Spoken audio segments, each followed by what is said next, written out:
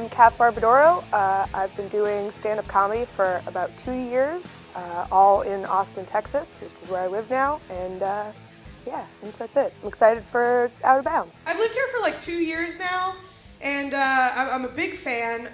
Austin's the first place in the South that I've ever lived. I moved here from New Hampshire, and I really like it. I think I'm getting used to Southern culture and everything. I'm like acclimating, I'm getting used to your customs.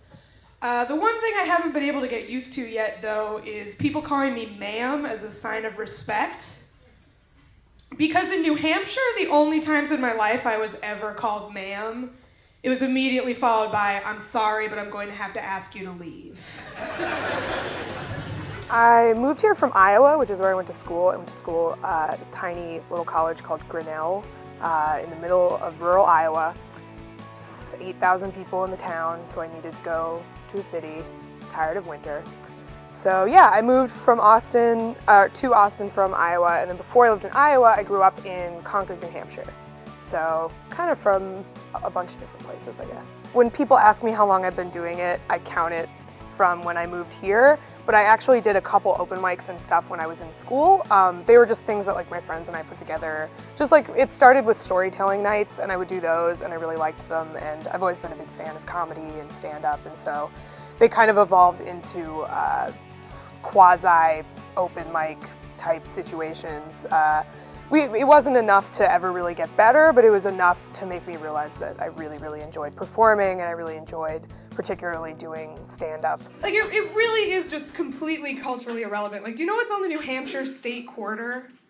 It's something called the Old Man of the Mountain, which, if you don't know what that is, and again, why would you? The Old Man of the Mountain is a piece of rock on the side of a cliff that if you squint at it, kind of looks like a face.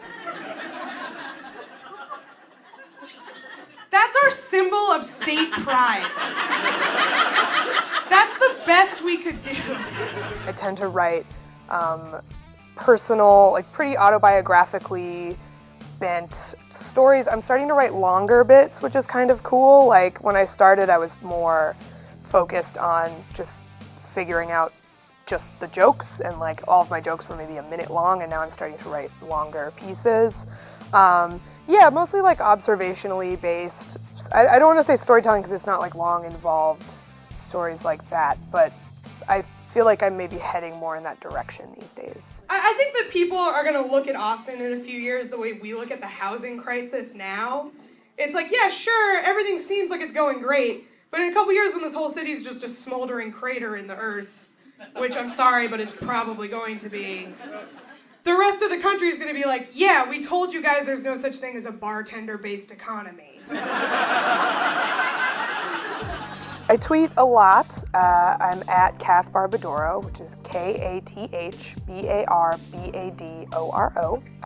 I have a website, kathbarbadoro.tumblr.com, where I post dates and stuff like that. And yeah, I run a weekly show at the New Movement Theater at 6th and Lavaca called Clubhouse. And it's an open mic, but everybody has to do brand new material. So it's really like a kind of a test kitchen, a trial and error type place. The people that come, it's a pretty short lineup. It's usually about 10 comics.